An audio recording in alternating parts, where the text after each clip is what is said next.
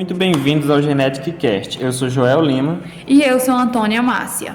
Aqui no nosso podcast traremos especialistas para conversar e tirar dúvidas de doenças ou condições genéticas com o intuito de informar a você que nos ouve. Hoje iremos falar sobre a síndrome de Marfan e para isso contamos com a presença de dois especialistas da área, Emanuel Luiz, biólogo molecular. Olá, Emanuel. Olá, Márcia, muito obrigado, estou muito feliz pelo convite. É sempre um prazer falar sobre assuntos tão relevantes e importantes para a sociedade e principalmente quando envolve a genética. E a geneticista Maísa Palmeira. Olá, Maísa. Olá, Joel. Obrigada pelo convite. É sempre um prazer participar do GeneticCast, sempre aí trazendo histórias incríveis. Para darmos início, vamos conhecer a situação de Ana Paula, nome fictício. Ela tem 11 anos e apresenta alguns sintomas característicos da síndrome.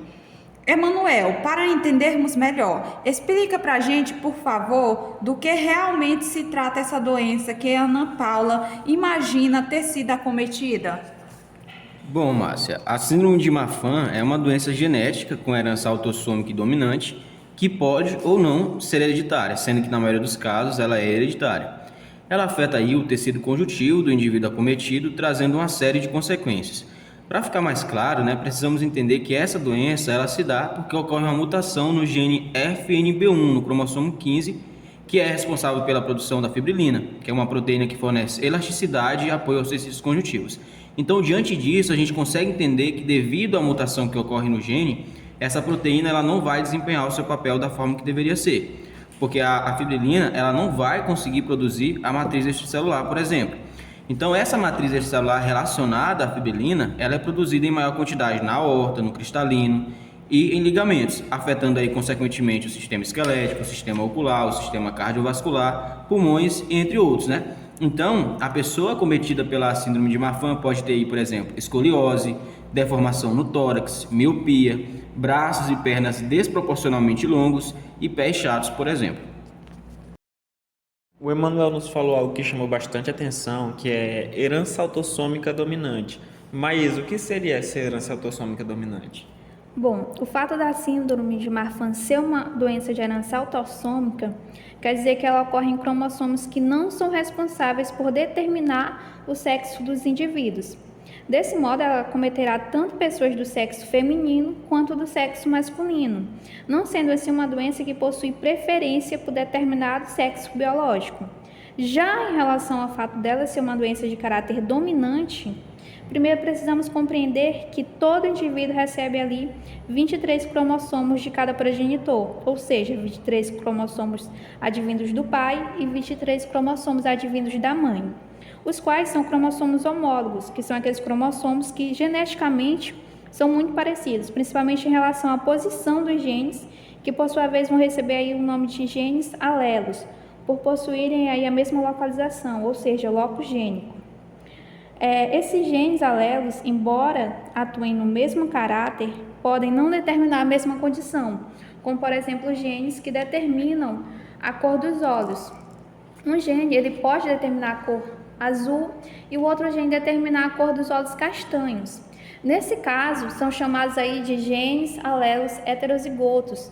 Mas, no entanto, se ambos os genes alelos determinassem a mesma característica de olhos azuis, por exemplo, seriam genes alelos homozigotos.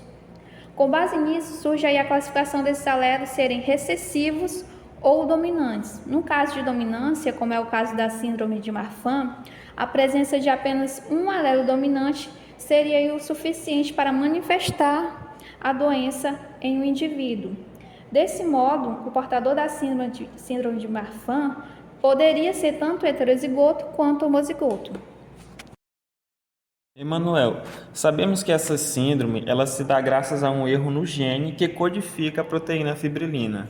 Mas, por favor, nos diga qual a relação da fibrilina com o tecido conjuntivo.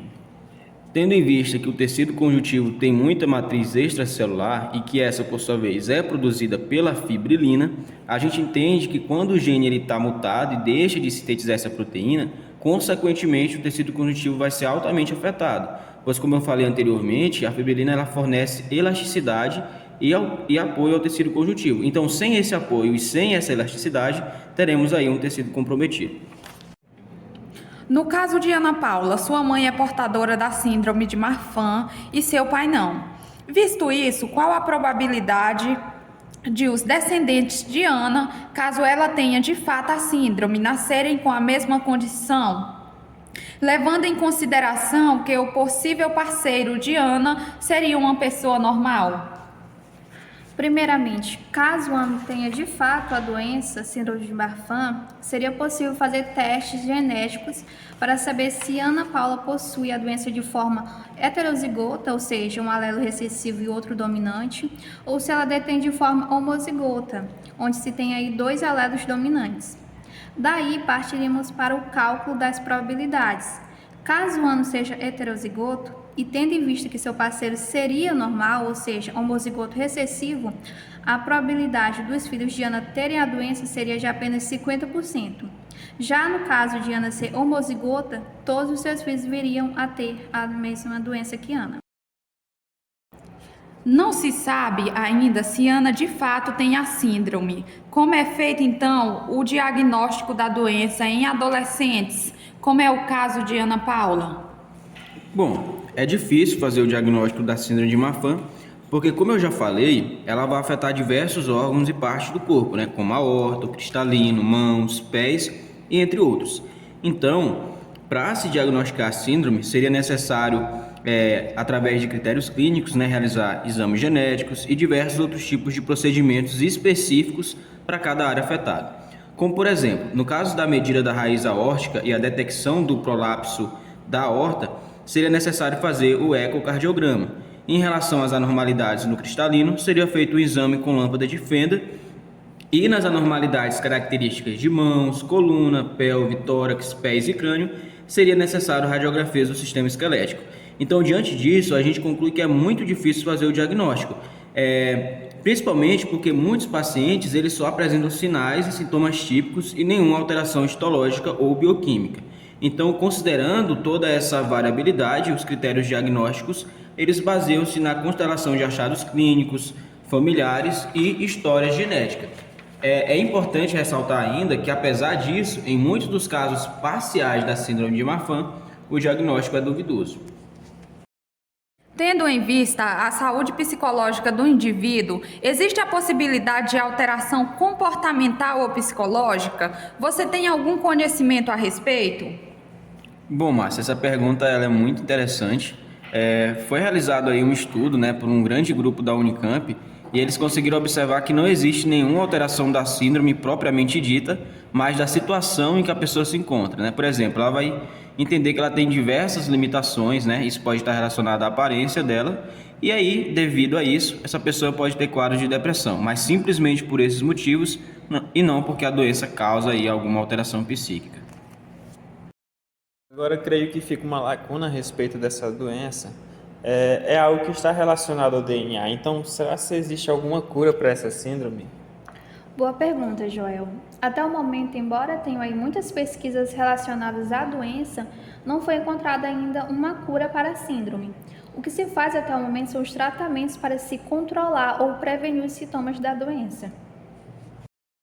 E quais tratamentos seriam esses? Por exemplo, se são caros, complicados, explica melhor para a gente. O tratamento pode variar de paciente para paciente, mas geralmente é utilizado aí medicamentos como beta-bloqueadores e antihipertensivos e também o uso de objetos como óculos, lentes de contato. E em último caso, em casos mais graves da doença, é necessário aí a intervenção cirúrgica para a reparação de anormalidades que podem surgir aí advindas da síndrome. Quanto ao custo do tratamento, é algo que pode ser considerado acessível, uma vez que se tem no nosso país o SUS, o Sistema Único de Saúde, que pode, no caso de alguns medicamentos, fornecê-los ao portador da doença. E já em casos em relação ao procedimento cirúrgico, todos também podem ser realizados pelo SUS. Algo a se destacar é que após esse paciente receber o diagnóstico da síndrome, ele precisa ir fazer consultas e exames regularmente. Então, Maísa, uma pessoa que tem diagnóstico de síndrome de Marfan, um dos cuidados médicos que ela deve ter seria consultas médicas e exames, certo? Queria que você explicasse para a gente Quais são esses cuidados necessários que esse paciente deve ter ao longo da vida? Bom, é importantíssimo que, uma vez estabelecido o diagnóstico da síndrome, é necessário aí a realização de exames que também são utilizados lá no diagnóstico da doença, mas só que nesse caso será utilizado para fazer o acompanhamento da progressão da doença. Dentre os exames necessários está o ecocardiograma, para monitorarmos aí o tamanho da aorta e o funcionamento do coração no todo, uma vez que esses indivíduos possuem aí, como sabemos, um risco maior de ter arritmia e ter também ataques cardíacos. Quanto à questão ocular, também é necessário e importante se fazer uma consulta anualmente, porque geralmente esses portadores dessa síndrome têm aí uma miopia mais grave em relação à população em geral.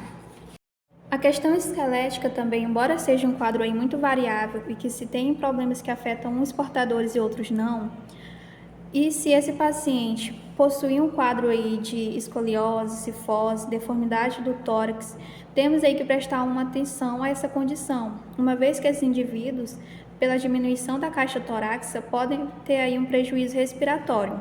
Nesse caso, aí se faz necessário a prática da fisioterapia, por exemplo. Talvez seja um assunto novo para você que está nos escutando, justamente pela raridade dessa enfermidade. Em dados recentes, foi estimado que 1 a cada 5.000 pessoas tem essa doença. E se você olhar para uma escala maior, é ainda mais impressionante. Por exemplo, no Brasil, são registrados 150.000 casos todos os anos, que é algo relativamente pequeno comparado com a população. Justamente por esse fato, Joel, há a necessidade de mais informações a respeito desta doença. A gravidade da situação varia muito de acordo com o tempo de início que acontece o tratamento. Finalizamos o nosso podcast de hoje por aqui e agradecemos a você que nos ouviu. E esperamos ter contribuído, levando conhecimento. Muito obrigado, Emanuel, muito obrigado, Maísa, pelos esclarecimentos e por terem aceito o nosso convite. É sempre um prazer receber vocês aqui. Eu que agradeço pelo convite e a oportunidade de falar sobre genética, que é algo que particularmente eu amo, e espero ser chamada aí mais vezes. Bom, também agradeço, pela oportunidade de estar falando sobre isso que é tão importante, A população ela precisa ter essas informações. E é isso, agradeço pela participação, espero voltar aqui para trazer mais esclarecimentos. Muito obrigado. É isso, pessoal. Até o próximo Geneticast.